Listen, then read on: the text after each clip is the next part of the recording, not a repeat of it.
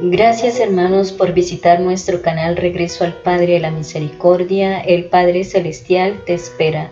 Tu canal. Ofrecimiento. Divina Voluntad.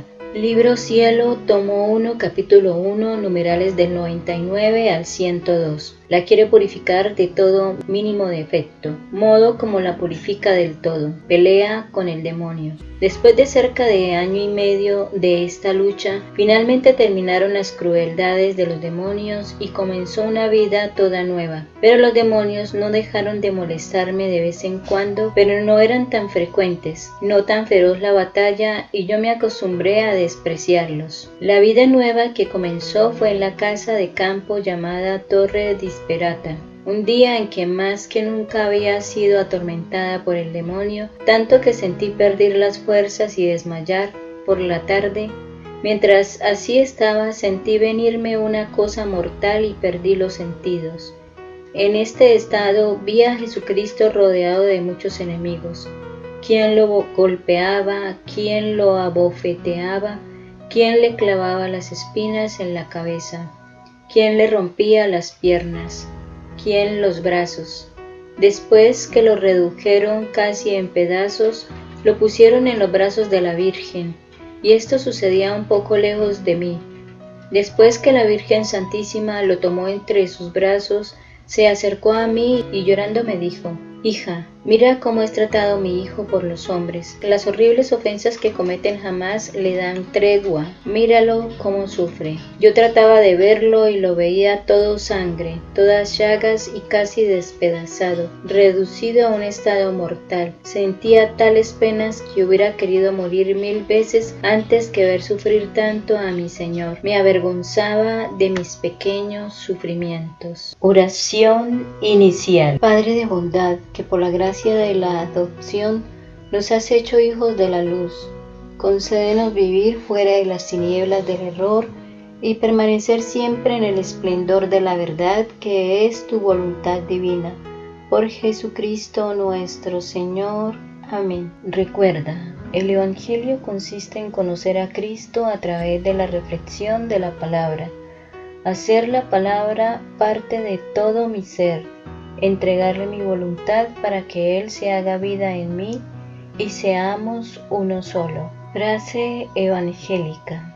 ¿Por qué come vuestro maestro con los publicanos y pecadores? Evangelio según San Mateo, capítulo 9, versículos del 9 al 13. Cuando se iba de allí, al pasar vio Jesús a un hombre llamado Mateo, sentado en el despacho de impuestos, y le dice: «Sígueme». Él se levantó y le siguió. Y sucedió que estando él a la mesa en la casa, vinieron muchos publicanos y pecadores y estaban a la mesa con Jesús y sus discípulos. Al verlo, los fariseos decían a los discípulos: «¿Por qué come vuestro maestro con los publicanos y pecadores?». Mas él al oírlo dijo: «No necesitan médico los que están fuertes, sino los que están mal.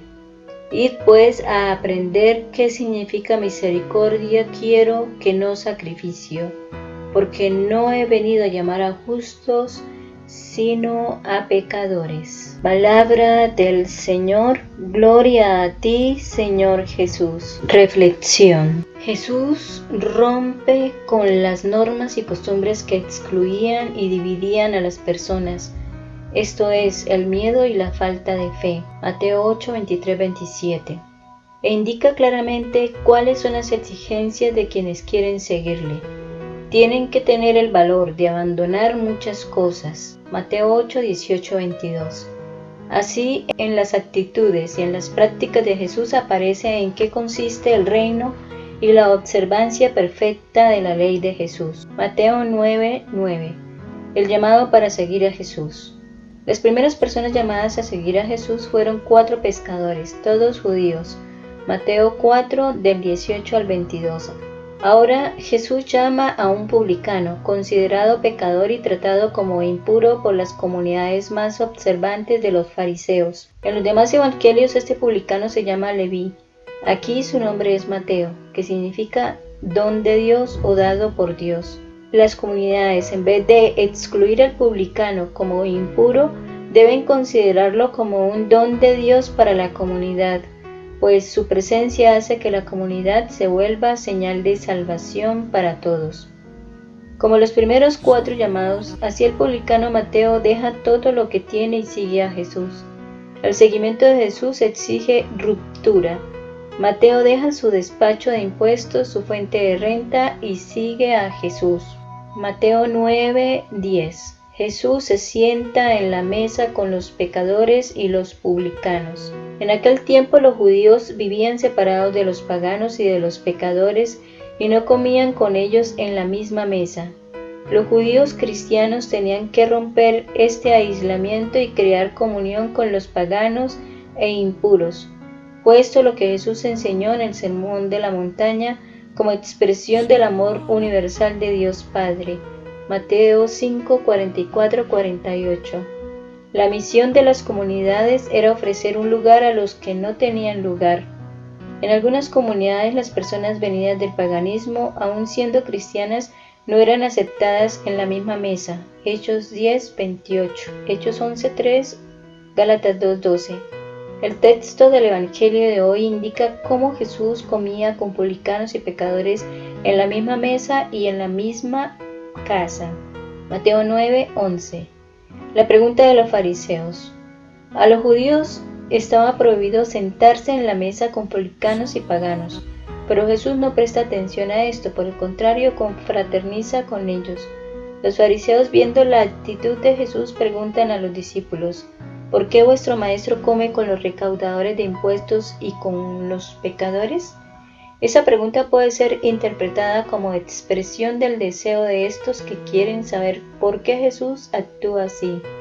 Otros interpretan la pregunta como una crítica de los comportamientos de Jesús, pues durante más de 500 años, desde el tiempo del cautiverio en Babilonia hasta la época de Jesús, los judíos habían observado las leyes de pureza. Esta observancia secular se volvió para ellos una fuerte señal de identidad. Al mismo tiempo era factor de superación en medio de los otros pueblos. Así, por las causas de las leyes de pureza, era factor de su separación en medio de los otros pueblos. Así, por las causas de las leyes de pureza, no podían ni conseguían sentarse en la mesa para comer con los paganos. Comer con los paganos significaba volverse impuro. Los preceptos de la pureza eran rigurosamente observados, tanto en Palestina como en las comunidades judaicas de la diáspora.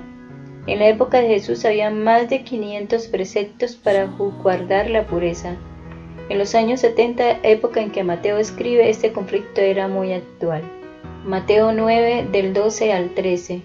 Misericordia quiero y no sacrificios.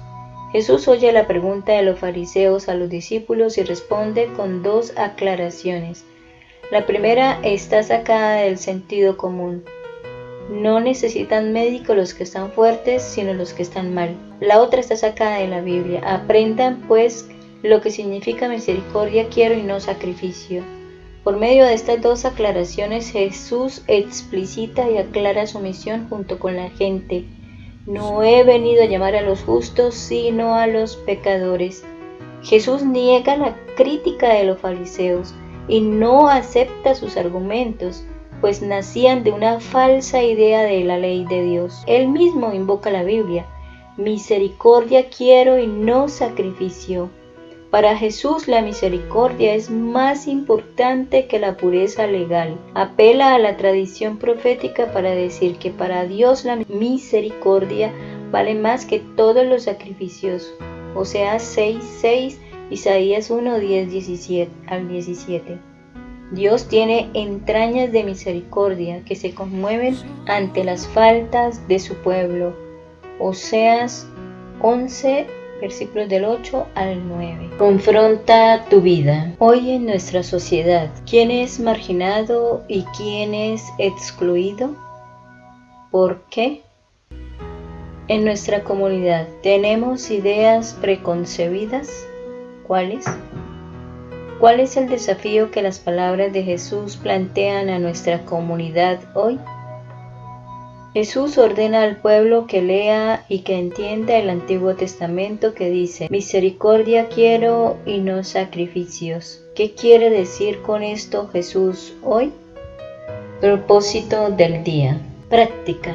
Reviso y corrijo mi actitud frente a los pecados propios y de los demás. De fariseo. ¿Se cree santo y con derecho de señalar a los demás? Mantengo mi mirada en la viga de mi ojo, confesando mis pecados y luchando por ser santo. Corrijo al hermano con humildad, con miedo de que sé que puedo caer en el mismo pecado o en algo peor, no para condenarlo, sino para llevarlo amorosamente a la conversión. Oración final. Salmo 119, 2 al 3. Señor, dichosos los que guardan sus preceptos, los que lo buscan de todo corazón, los que sin cometer iniquidad andan por sus caminos. Todo para gloria de Dios. Feliz y bendecido día, hermanos.